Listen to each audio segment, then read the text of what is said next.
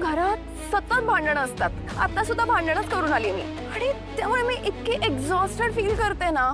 त्या घरात ना मेंटल पीसच नाहीये नंदुताई, तुला कळतंय का? हो. आणि मला इतक्या सगळ्या टॉक्सिसिटीची सवय नाहीये.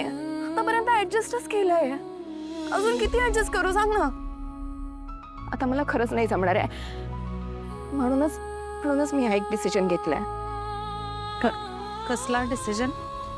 बघ, आई आणि मी जर त्या घरात एकत्र राहिलो ना, खूप भांडणं होतील. सो मी आणि रो वेगळं घर घेऊन राहण्याचा मी डिसिजन घेतला. हो, कारण तेच बेस्ट राहील. हे बघ नंदुताई, माझं काही फॅमिली ब्रेक करायचं इंटेन्शन नाहीये. कळतंय मला. आणि मुळात मी म्हटलं का तुला असं काही? तुला या डिसिजन बद्दल काय वाटतं?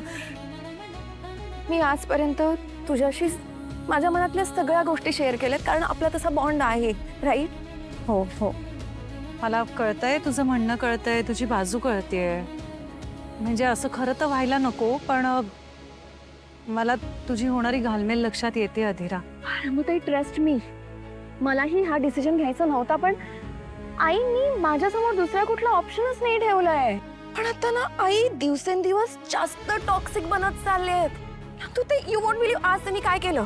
रोहनने त्यांना पगार द्यायला उशीर केला म्हणून त्यांनी किचन मधली भांडी आणली, किचन मधले सगळे डब्बे आणले आणि त्या वाजवत सुटल्या कंटिन्युअसली फॉर नो रिझन. आणि सगळे त्यांना सांगत होते की थांबा, बट शी डिडंट स्टॉप. अगं त्या दिवशी त्यांनी माझे सगळे डिझायनर क्लोथ्स भांडीवालीला ऑलमोस्ट देऊन टाकले होते. You know what, thank God मी वेळेत पोहोचले आणि मी त्यांना थांबवलं. But what is this nonsense? You know what, मला नाही आवडत माझ्या वस्तूंना, माझ्या कपड्यांना कोणी हात लावलेलं. दिस इज द बेसिक बाउंड्री ना.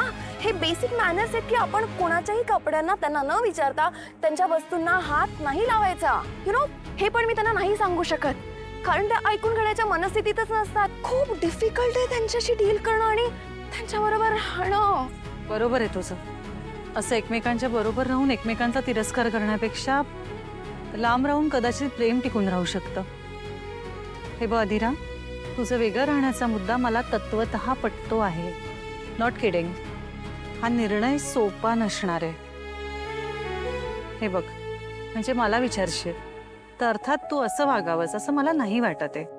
पण मला कळू शकते तुझी बाजू. तू टेन्शन नको घेऊस.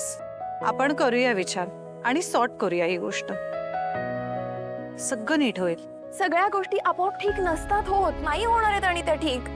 मी जर त्या घरात नाही राहिले आणि मी रोहन बरोबर वेगळ्या घरात राहिले ना, तरच सगळ्या गोष्टी सॉर्ट होणार आहेत. हे दिसतंय नंदुताई. Because I am done.